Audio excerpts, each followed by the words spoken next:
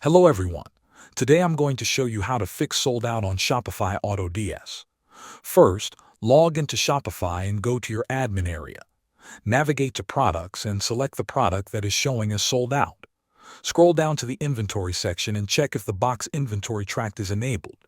If it is enabled and the quantity is 0, Shopify will automatically mark the product as sold out.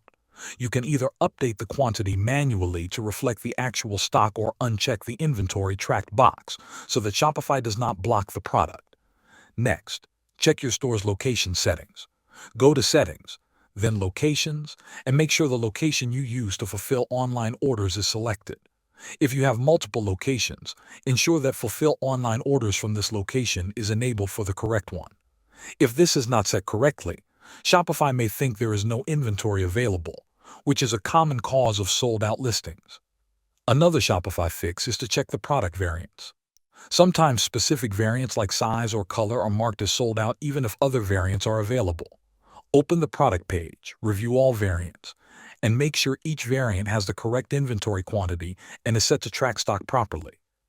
You can also adjust the inventory policy for each variant to allow overselling if that suits your business needs. Finally, save all your changes in Shopify and preview the live product page. It should now show Add to Cart or Available instead of Sold Out. Thanks for watching.